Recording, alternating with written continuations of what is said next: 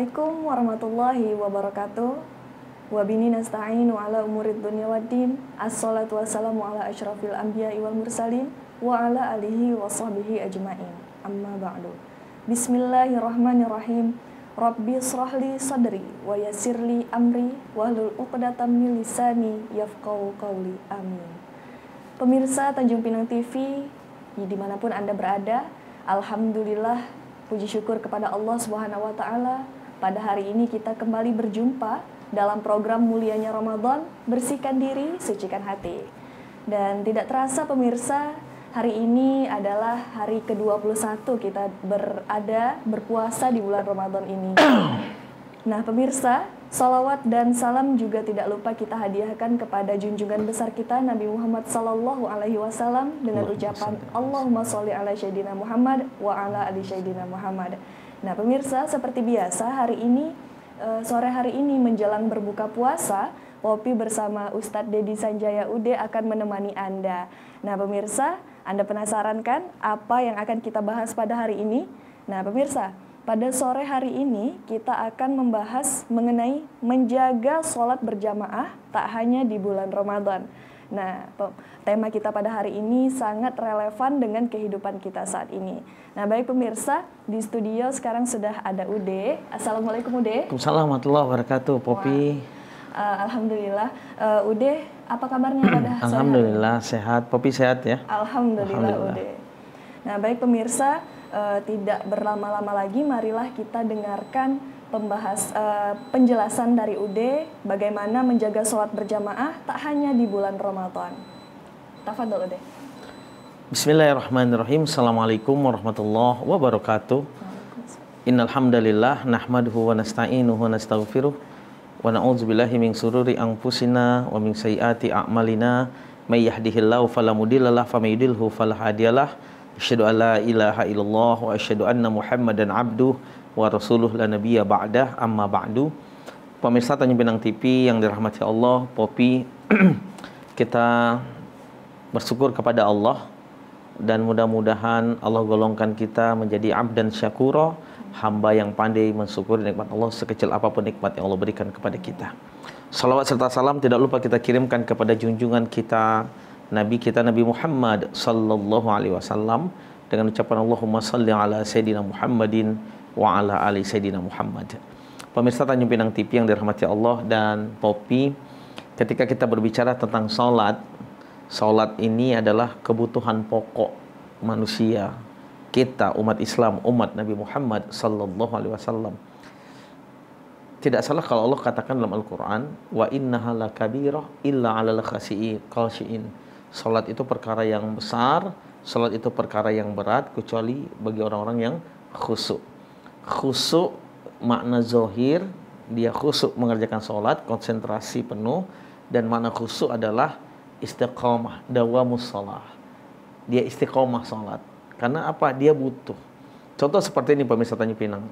Saya tanya Popi butuh nggak makanan? Butuh. Pernah nggak bosan dengan makan sarapan pagi, makan siang, makan malam? Pemirsa kita nggak pernah bosan. Ini pemirsa Tanjung Pinang TV yang lagi siap-siap untuk buka puasa. Pernah nggak bosan dengan buka puasa? Atau kita bosan makan nasi, pagi nasi, siang, sore, malam makan nasi lagi. Puluhan tahun hidup kita makannya nasi. Kita nggak pernah bosan. Kenapa? Karena kita butuh. Begitu juga dengan sholat. Orang beriman menjadikan sholat adalah satu kebutuhan, maka dia tidak akan merasa berat. Orang beriman menjadikan sholat adalah satu pokok kebutuhan, maka dia nggak akan pernah bosan. Karena dia butuh sholat. Yang pertama yang ingin saya sampaikan. Yang kedua Popi, ya, sholat ini imaduddin, tiangnya agama. Man aqamaha faqad aqamaddin. Barang siapa yang mendirikan sholat, maka dia sudah menjaga dan mendirikan agama ini. Faman tarakaha, dan barang siapa yang meninggalkan sholat, faqad hadamaddin, maka dialah menghancurkan agama. Jadi kalau kita bilang kita nggak sholat nih, lalu kita bilang kita pengkhianat, kita marah. Padahal orang yang meninggalkan sholat adalah pengkhianat agama, yang menghancurkan agama sesungguhnya. Cuma kan kita nggak bisa terima. Kok saya dibilang pengkhianat? Padahal dalam Islam itu Yang ketiga, ketika kita berbicara tentang sholat, Syahrul Ramadan, syahrul tarbiyah. Bulan Ramadan ini bulan pendidikan, kita berbondong-bondong sholat berjamaah di masjid. Subuh berjamaah di masjid, zuhur, asar berjamaah di masjid, maghrib berjamaah juga di masjid, isya ditambah lagi dengan qiyamul lail kita, tarawih kita sebagai qiyamul lail kita berjamaah juga di masjid. Berlomba-lomba. Dan nggak ada masjid yang sepi kan, Popi? Benar. Rame. Ya, walaupun nih hari ke-21 ini mulai agak maju ya. Tapi mudah-mudahan masjid-masjid kita di Tanjung Pinang ini tetap stabil ya. Amin. Jadi bulan Ramadan ini kita berlomba-lomba untuk menjadi insan yang terbaik. Kita berlomba-lomba untuk menjaga salat ya. Hal yang baik yang harus dipertahankan di dalam kehidupan kita. Jadi menjaga salat 5 waktu di masjid bukan hanya ketika Ramadan. Menjaga tartil Quran bukan hanya ketika Ramadan. Menjaga puasa juga bukan hanya Ramadan. Masih banyak puasa sunnah yang bisa kita kerjakan. Zikir, salawat, istighfar bukan hanya Ramadan. Ya. Nah, pokoknya sholat. Jadi ketika kita sudah terlatih di Ramadan ini dengan membiasakan diri untuk sholat berjamaah, menjaga waktu sholatnya berjamaahnya di masjid, maka Ramadan berlalu, marobina Ramadan, kita lepas dari Ramadan, masuk bulan Syawal, nanti juga masuk pada bulan Dzulqa'dah, Dzulhijjah, Muharram dan seterusnya. Kita juga menjadi hamba yang istiqomah mendirikan sholat, mengerjakan sholat dan berjamaah. Kenapa? Ramadan sudah melatih saya untuk taat kepada Allah. Ramadan sudah melatih kita untuk jadi hamba Allah yang senang ke masjid, cinta dengan masjid. Ramadan sudah melatih kita untuk on time, tepat waktu. Kita lihat masjid-masjid mau subuh penuh. Sebelum zuhur, baru ngaji mau zuhur, masjid udah rame. Ya. Dengan ibadah-ibadah bulan Ramadan ini, kita teredukasi. Di luar Ramadan, kita juga senang. Ya. Bukan hanya Ramadan, walaupun yang sering terjadi saat ini, Popi, kita berlomba-lomba pada bulan Ramadan, Idul Fitri finish, selesai. Nggak ada perlombaan lagi. Jadi bulan-bulan lain itu kita jadikan juga perlombaan. Kenapa? Kita butuh sholat. Sholat itu bukan hanya Ramadan. Ke masjid itu bukan hanya Ramadan. Sholat itu anytime. Ya, mati itu kapan saja. Sholat juga harus lebih dari kapan saja. Ya. Yang terakhir yang ingin saya sampaikan, Popi dan pemirsa Tanjung Pinang TV, Nabi kita mau meninggal, Nabi menyebutkan kalimat apa, Pop? Ummati, umatku, pemirsa. Tapi ingat, setelah Nabi menyebutkan 3 kali umatku, Nabi juga berkata hafizus sholah. Jaga sholat.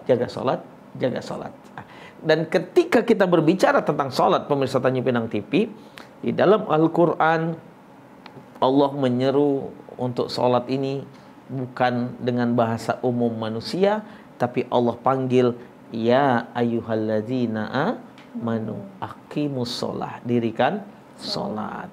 Innamas sholata lil mu'minina kitabam mauquta. Sholat itu bagi orang beriman sudah ditentukan oleh Allah dan kebutuhan yang harus dikerjakan. Orang beriman yang dipanggil untuk sholat. Awalu ma yuhassabu bihil abdu yawmal qiyamah as-sholah. Idza salawat salwa sa'iru a'malihi wa idza pasadat sairu a'malihi. Yang pertama kali akan dihisap oleh Allah Tabaraka wa Ta'ala adalah sholat kita. Ketika sholat kita baik, maka semua amal kita tidak akan dihisap oleh Allah. Tapi kalau sholat kita tidak baik, maka seluruh amal kita akan dihisap oleh Allah Tabaraka wa Ta'ala. Pemirsa, nanti kita akan berbicara tentang keutamaan sholat dan ancaman bagi orang yang meninggalkan sholat. Popi. Baik, terima kasih Ustadz. Nah, begini Ustadz, sholat itu wajib, puasa juga wajib ya Ustadz ya. Nah, ketika seorang perempuan mengalami masa haid, nah dia di dalam bulan Ramadan, dia diwajibkan untuk membayar hutang puasanya di bulan lain. Sementara sholat tidak. Mengapa demikian, Ustaz? Iya. Aisyah bertanya kepada Rasulullah Sallallahu Alaihi Wasallam tentang qada. Umirna biqada'i shaum wala biqada'i shalah. Kami diperintahkan untuk mengganti puasa kami, bukan mengganti sholat. Kenapa? Artinya apa? Yang diganti itu puasa dalam hadis ini ya, Popi. Jadi pemirsa Tanjung Pinang TV mungkin ada yang sakit, ada yang mungkin yang melakukan perjalanan jauh. Ya, menstruasi ini masuk ke kategori sakit. Maka boleh diganti pada hari lain. Wa in kuntum maridun aw ala safarin fa'iddatun min ayyamin ukhar. Kalian sakit, musafir, boleh membatalkan puasa diganti pada hari berikutnya. Tapi ketika kita tinggalkan salat hari ini, kita dosa. Ya, kita dosa. Apakah bisa mengkodok salat? Nah, yang dimaksud oleh Aisyah ini adalah, dan kami tidak diperintahkan untuk mengkodok salat. Kenapa? Karena sahabat dan istri-istri Nabi nggak pernah meninggalkan salat. Lalu para ulama kita juga memahami hadis ini bagi kita yang pernah meninggalkan sholat. Kalau kita ingat-ingat kan dulu waktu SMP, waktu sekolah kan degil-degilnya. Saya dulu sering cabut, orang tua suruh sholat kadang nggak sholat. Nah, kan, mungkin Popi juga punya masa-masa yang mungkin masa-masa sekolah yang kita sama-sama meninggalkan sholat. Ya, pemirsa Tanjung Pinang TV. Ini bagaimana kalau Imam Syafi'i kita diwajibkan untuk mengkodok. Mengkodok, contoh, misalkan Popi meninggalkan zuhur 100 kali. Ya kita bagi, hari ini sholat zuhur, terus udah assalamualaikum kanan kiri, naik lagi zuhur lagi mungkin 5 kali sholat. Berarti 20 rakaat. 4 rakaat, 2 salam, diri lagi 4 rakaat, 2 salam. Ini Al-Imam Asy-Syafi'i. Tapi ada yang termudah, karena kan kita ini nggak mau susah-susah ini, Pop. Umat Islam nih kalau ada yang simple, kalau bisa nggak puasa nih kalau dibolehkan. Ini kita umat Islam, kalau nggak diwajibkan sholat, saya yakin masjid nggak terisi itu ya. Yang diwajibkan aja nggak terisi, apalagi nggak diwajibkan. Imam Ibnu Hanbal, mazhab Hambali, Imam Ibnu Hanbal cukup sholat taubat 2 rakaat. Jadi pemirsa Tanjung Pinang TV punya sekian tahun nggak sholat nih, masa-masa jahiliyah lah. Lalu hijrah, dapat hidayah. Silakan salat taubat 2 rakaat sebagai penebus dosa-dosa dari salat yang kita tinggalkan. Nah, jadi pilih mau mengkodoknya, kita harus ingat nih berapa banyak ya, mungkin ribuan salat yang kita tinggalkan. Ya, bayangkan aja pemirsa Tanjung Pinang TV kalau umur kita udah 40 tahun, nih udah 40 tahun. Seandainya ada 15 tahun meninggalkan salat, 5 kali salat kali 15 tahun, mau berapa ribu salat ya. Tapi ingat, innama yuridullahu bikumul yusra, yang diinginkan oleh Allah kepada kalian adalah kemudahan, wala yuridu bikumul usra, bukan kesusahan. Boleh kita ambil mazhab Imam Hambali, cukup salat taubat 2 rakaat sebagai penebus dosa dari salat yang kita tinggalkan, Popi. Terima kasih Ustaz. Dan salat 2 rakaat yang penebus dosa tadi, salat taubat tadi, apakah dilaksanakan 1 kali saja, cukup 1 kali saja, atau setiap hari, Ustaz?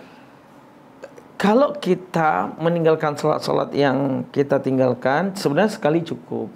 Tapi apakah sholat taubat itu boleh berkali-kali? Boleh.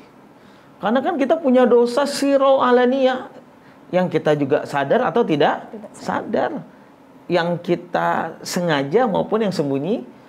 Mungkin banyak dosa yang kita sembunyi-sembunyi. Kan kalau Allah mau buka dosa kita kan banyak banget. Tapi kan Allah tutup. Nah, artinya, Popi, kalau saya boleh kasih saran untuk kita semua dan untuk diri saya khususnya, sholat taubat itu anytime. Saya kalau bangun malam duluan sholat taubat baru tahajud ya, karena kita nggak tahu satu hari ini dosa kita apa. Menurut kita nggak punya dosa dengan manusia, nggak taunya ada semut yang terinjak. Ini semut udah doa nih, aku nanti di hadapan Allah, aku minta Allah kau biar nggak masuk surga gara-gara keinjak semut. Nah, kita taubat dulu ke Allah. Kalau udah taubat kan enak ya, Popi. Oke, terima kasih Ustadz. Kemudian apa hukumnya sholat berjamaah bagi laki-laki dan perempuan, Ustadz? Baik, pemirsa Tanjung Pinang TV, ketika kita bahas hadis ya, dalam ilmu hadis harus hati-hati. Yang pertama kita harus menguasai namanya kitab Mustalahul Hadis. Mustalahul Hadis kita juga harus paham kitab At-Tibyan fi Ulumil Quran, karena hadis itu sangkut pautnya dengan ayat. Yang ketiga, kita juga harus tahu tentang darajatul ahadis, derajat-derajat hadis. Kan kita tahu Popi ada hadis sahih, hasan, ada dhaif, mungkin Popi pernah dengar kan? Ada dhaifun jiddan, ada maudhu, hadis palsu. Ini kita harus kuasain ya. Jadi ketika kita berbicara tentang hukum laki-laki perempuan sholat berjamaah, ada dalam hadis itu namanya qaulul qadim, ada qaulul jadid. Qaulul qadim ini diartikan sebagai hadis yang pertama, lalu Nabi menyabdakan hadis yang kedua tentang perkara yang pertama. Jadi seperti ini Popi. Pada zaman Nabi, ketika disyariatkannya sholat 5 waktu nih, laki-laki perempuan semuanya sholat di masjid. Semua sholat di masjid. Tidak ada yang di rumah. Semua di masjid. Kenapa? Karena keutamaan sholat di masjid itu luar biasa. Pemirsa Tanjung Pinang TV, orang Arab ini mohon maaf beda bajunya dengan baju kita. Kita pakai baju kurung, pinggang kita kelihatan, bokong kita juga terkadang berbentuk. Mohon maaf lahir batin, ya. Dan badan kita juga terkadang berbentuk, ya. Orang Arab bajunya itu 2 orang itu bisa masuk lebar baju mereka, Pop. Lalu terjadi beberapa kejadian, ya. Apa kejadiannya? Laki-laki jahiliyah itu masuk ke dalam baju perempuan Arab lagi sholat. Para wanita-wanita ini ngadu kepada Umar ibn Khattab. Ya Umar, sampaikan kepada Rasulullah, kami sholat diganggu dengan laki-laki jahiliyah nih. Mereka masuk dalam baju kami. Dilapor, ya Rasulullah, ada apa Umar? Nisa'una, wanita-wanita kita yang sedang sholat diganggu oleh wanita jahiliyah. Ketika itu Nabi berkata, kalian sholat di rumah. Di rumah lebih baik daripada di masjid. Nah, ini masih koma ini. Ini masih koma. Ya. Maka ketika itu untuk perempuan lebih baik sholat di rumah daripada di masjid. Nah, ini yang dipakai oleh masyarakat Indonesia. Perempuan lebih afdol, lebih baik sholat di rumah. Tujuannya apa? Biar tidak jadi fitnah. Sebentar saya sambung nanti Popi. Ada seorang nenek-nenek jemaah umur 78 tahun. Saya tanya, Nek, ngapa nggak ke masjid? Enggak Ustadz, nanti takut fitnah. Dalam hati saya, fitnah apa nenek-nenek 78? Ya. Kira-kira ada yang mau nggak nenek-nenek 78? Kan ini artinya kita harus selektif. Nah, kita kembali ke hadis tadi Popi. Yang dari awal saya sampaikan, sampai Nabi bilang, sekarang kalian sholat di rumah lebih baik daripada sholat di masjid. Itu namanya qaulul qadim, hadis yang pertama. Berjalan waktu, pemirsa Tanjung Pinang TV, berjalan waktu, syariat sudah sempurna, Mekah sudah dikuasai oleh Nabi, oleh umat Islam, Madinah penduduknya juga dikuasai oleh umat Islam, 2/3 belahan bumi ini dikuasai oleh umat Islam, tidak ada lagi yang ganggu-ganggu, maka Nabi memerintahkan para wanita sholat di masjid berjamaah. Sampai Nabi meninggal, sampai sahabat-sahabat. Ini namanya qaulul jadid. Jadi hadis yang pertama mansukh. Mansukh itu artinya terhapus, kalah dengan hadis yang baru. Jadi Ustadz, kok sekarang kita wanita sholatnya lebih baik di rumah? Jadi pemirsa Tanjung Pinang TV, ibu-ibu dan Popi, boleh sholat di rumah, lebih baik nih sholat di rumah. Kalau nanti malam tarawih ada laki-laki yang masuk ke mukena, maka yang berlaku adalah hadis yang pertama. Ya. Ini nggak canda nih, Bob. Jadi pemirsa Tanjung Pinang TV, ibu-ibu, kalau nanti sholat tarawih, isya dan tarawih, tahu-tahu ada laki-laki masuk ke mukena kita, maka yang berlaku adalah qaulul qadim, hadis yang pertama. Tapi kalau nggak ada laki-laki yang masuk, nggak ada laki-laki yang ganggu, maka lebih afdol adalah qaulul jadid, hadis yang kedua. Nah, tapi ada batasannya. Apa batasannya? Bahwa suami, kalau suami nggak mau, ibu sholat di rumah. Karena perempuan sholat di masjid, suaminya sholat di rumah, nggak dapat apa-apa dari sholatnya. Jadi jangan dibalik nih. Bapak-bapak malas ke masjid, ibu-ibu semangat ke masjid. Ya, nah, kalau ini terjadi, pemirsa Tanjung Pinang TV, ibu-ibu suruh suami kita pakai jilbab. Ya. Karena kalau kita pahami hadis yang pertama, yang wajib ke masjid adalah laki-laki. Nah, ini terbalik. Jadi yang ingin saya sampaikan, Pop, garis bawahnya dalam pertanyaan Popi ini, pemirsa Tanjung Pinang TV, ibu-ibu boleh ke masjid kalau suaminya ke masjid. atau suaminya mengizinkan ke masjid. Kalau suami tidak mengizinkan, ibu sholat di rumah. Tidak ada perbedaan mazhab fikih dalam permasalahan ini. Imam Syafi'i, Imam Hambali, Imam Hanafi, Imam Maliki. Ya, jangan dibalik. Bahkan kita mau dapat pahalanya banyak. Tapi suaminya nggak izinkan, dia nggak dapatkan apa-apa dari sholatnya. Ya, ajak suami kita berjamaah di rumah. Ustaz, suami saya masih tidur, bangun nih pelan-pelan. Udah dibangunin, suruh nunggu qomat. Ini subuh nih, bangunkan lagi udah qomat. Masih belum bangun juga, jangan marah. Jangan siram air, kasihan suami kita capek, letih. Ibu ambil wudhu, pakai mukadam tentang sajadah, sholat di samping suami, sholat subuh. Selesai sholat, bangunkan lagi. Nggak bangun juga, gampang. Ibu buka lemari, ambil surah Yasin, baca depan suami. Ya, saya yakin suami bangun tuh. Melek dia, pasti bilang, kau pikir aku nak mati. Ya. Jadi pemirsa Tanjung Pinang TV, kita berlomba-lomba untuk lebih baik. Popi, seperti itu. Baik, terima kasih Ustadz. Nah pemirsa, luar biasa sekali pembelajaran yang kita dapat ini ya. Baik, nanti kita akan lanjutkan kembali di sesi berikutnya. Jangan kemana-mana, tetap di Mulianya Ramadan, bersihkan diri, sucikan hati.